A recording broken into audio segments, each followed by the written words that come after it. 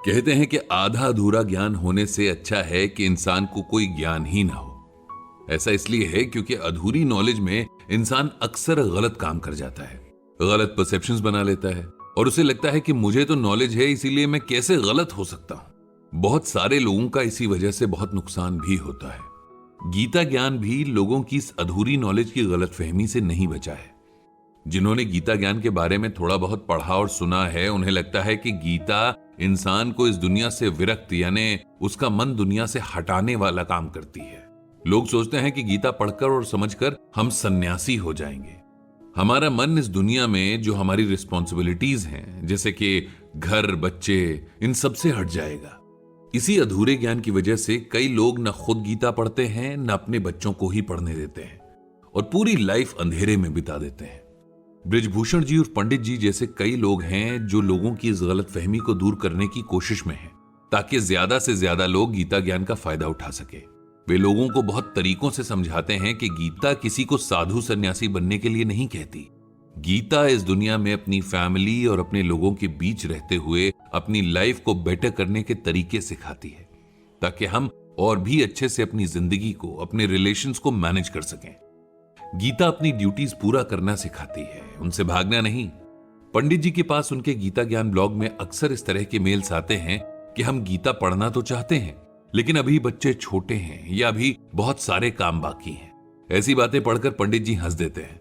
बच्चे छोटे हैं या कई काम बाकी हैं, तभी तो ये बेस्ट टाइम है कि आप गीता ज्ञान को समझ लें, क्योंकि जब गीता ज्ञान को समझ लेंगे तो और अच्छे से बच्चों की अपब्रिंगिंग कर पाएंगे और अच्छे तरीके से बाकी सारे काम पूरे कर पाएंगे। अभी कुछ दिनों पहले ही पंडित जी के किसी रिलेटिव के यहां शादी थी, जिसमें पंडित जी और सरला जी भी शामिल हुए थे। तब वहां भी जब गेस्ट को पता चला कि पंडित जी गीता की काफी अच्छी नॉलेज रखते हैं, गीता ज्ञान नाम से बहुत सालों से एक ब्लॉग लिख रहे हैं जिसे लाखों लोग पढ़ते हैं, गीता ज्ञान के सेशन करते हैं, तो वहां भी एक दो लोगों ने दबी जबान में कह ही दिया कि पंडित जी ये सब कर सकते हैं क्योंकि अच्छी जॉब से रिटायर्ड हैं, बढ़िया पेंशन है, इसलिए पैसों की कोई टेंशन नहीं है। दोनों बेटे अपने परिवार के साथ वेल सेटल्ड हैं, इसीलिए उनकी तरफ से अब कोई लायबिलिटी भी नहीं है। पंडित जी ये सुनकर बस मुस्कुरा दिए। शादी का मौका था, वहां लोगों को एक्सप्लेन करने का कोई माहौल नहीं था कि आपके जो भी परसेप्शन गीता ज्ञान के बारे में हैं सब गलत है। जब पंडित जी सरला जी से ये सब डिस्कस करते हैं तब वे बहुत शांति से जवाब देती हैं, आप बस अपने काम करते रहिए, अवेयरनेस फैलाते रहिए। बाकी कई बार हम ज्ञान को नहीं चुनते, ज्ञान हमें चुनता है। इसीलिए जिसे ज्ञान मिलना होगा किसी न किसी तरीके से मिल ही जाएगा। सरला जी की यही सिंप्लिसिटी उनकी सबसे बड़ी खूबी है। अभी कुछ दिनों पहले पंडित जी के ब्लॉग पर उनकी कुछ पोस्ट पढ़कर एक रीडर का मेल आया था। उन्होंने अपनी एक ऐसी प्रॉब्लम का सोल्यूशन मांगा जिसके बारे में पंडित जी सोचते हैं कि आज के टाइम में ये सिर्फ उनकी प्रॉब्लम नहीं है, बल्कि लगभग हर दूसरा आदमी इस प्रॉब्लम से गुजर रहा है। मजे की बात तो यह है कि यह प्रॉब्लम सबकी खुद की बनाई है। अगर वे इस पर जरा सा काम कर लें तो यह प्रॉब्लम रहेगी ही नहीं। मेल में कुछ इस तरह से लिखा था, डियर पंडित जी, मेरा नाम सुयश है। मैं पिछले कुछ टाइम से आपका ब्लॉग पढ़ रहा हूं। मैं ये तो नहीं कहूंगा कि मैं इसे रोज पढ़ता हूं क्योंकि मेरी जॉब में ट्रैवलिंग बहुत होती है, लेकिन जितना भी हो पाता है मैं पढ़ने की कोशिश करता हूं। आज मैं आपको यह मेल लिख रहा हूं क्योंकि मैं गीता ज्ञान के जरिए अपनी लाइफ की एक प्रॉब्लम का सलूशन चाहता हूं। यह कोई स्पिरिचुअल प्रॉब्लम नहीं है, बल्कि बहुत प्रैक्टिकल सी बात है।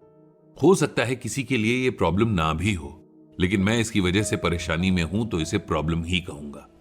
जैसा कि मैंने बताया कि मेरा ट्रैवलिंग प्रोफाइल है। महीने में करीब 20 दिन मैं घर से बाहर ही रहता हूं। घर में मेरी मां है, मेरी वाइफ और एक 5 साल का छोटा बच्चा है। इस तरह मेरी एक छोटी सी फैमिली है। मेरी सैलरी ठीक ठाक है, इतना कमा लेता हूं कि अपनी फैमिली का अच्छे से ध्यान रखने के साथ साथ आने वाले टाइम के लिए थोड़ा बहुत सेविंग भी कर सकता हूं। लेकिन मेरी प्रॉब्लम यहीं से शुरू होती है। मैं ना तो अपनी फैमिली का अच्छे से ख्याल रख पा रहा हूं, ना ही कुछ सेव कर पा रहा हूं। इसके पीछे मेरी फिजूल खर्ची की आदत है। मुझे नए नए गैजेट्स खरीदने की बहुत पुरानी आदत है। जैसे ही मेरे पास पैसे आते हैं, मुझे उन्हें खर्च करने की जल्दी होने लगती है।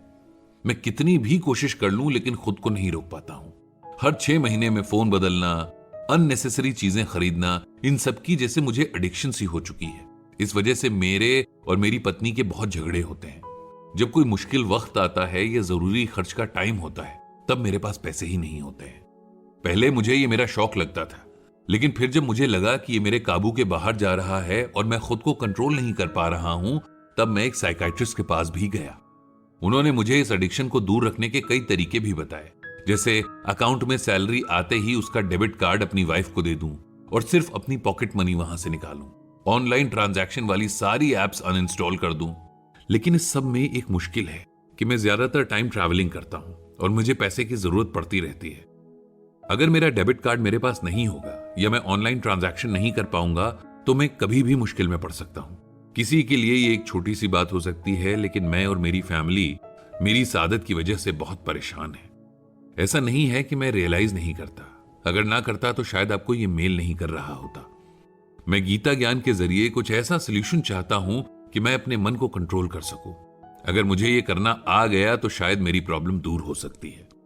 पंडित जी ने सुयश की बातें बड़े ध्यान से पढ़ी और उन्हें समझ आया कि उसके इस बिहेवियर के पीछे कहीं ना कहीं कोई चाइल्डहुड ट्रॉमा है, क्योंकि अक्सर लोग बड़े होकर वो सब करते हैं जिसे करने से या तो उन्हें बचपन में रोका गया था या जिस काम को किसी वजह से वो नहीं कर पाए थे।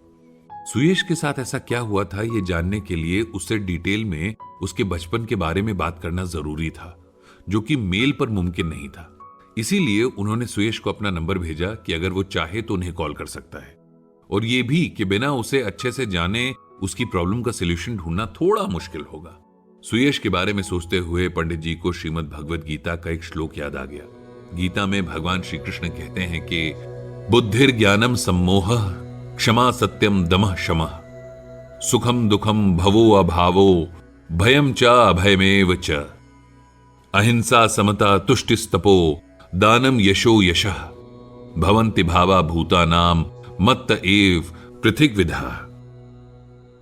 यहां भगवान श्री कृष्ण अर्जुन को समझाते हुए कह रहे हैं कि हे अर्जुन, इंसान के मन में पैदा होने वाले डाउट्स को मिटाने वाली बुद्धि, उसे दूसरे इंसानों और चीजों से होने वाले मोह से मुक्ति दिलाने वाला ज्ञान, अपनी और दूसरों की गलतियों को माफ करने का भाव, सच की राह पर चलने की इंस्पिरेशन, अपनी सेंसेस पर कंट्रोल, मन की स्थिरता, सुख दुख की फीलिंग, जन्म मृत्यु का कारण, दूसरों को नुकसान न पहुंचाने का भाव, समानता का भाव, संतुष्ट होने का स्वभाव, तपस्या की शक्ति, दानशीलता का भाव और यश अपयश की प्राप्ति में जो भी कारण होते हैं, ये सभी मनुष्यों के अनेकों प्रकार के भाव मुझसे ही होते हैं।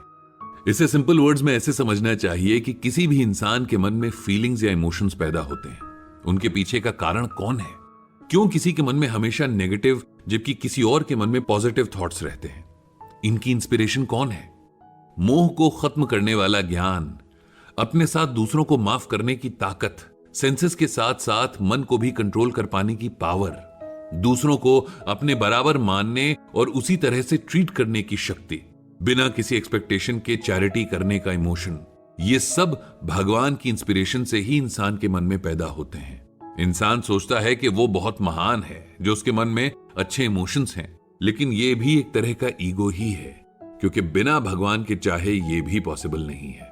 इसके बाद पंडित जी ने भगवान श्री कृष्ण से प्रार्थना की कि सुयश जैसा इंसान जो खुद को बदलना चाहता है, उसे शक्ति दें कि वो खुद को और बेहतर बना सके, और मुझे भी इतनी शक्ति दें कि मैं उसे सही एडवाइस दे सकूं।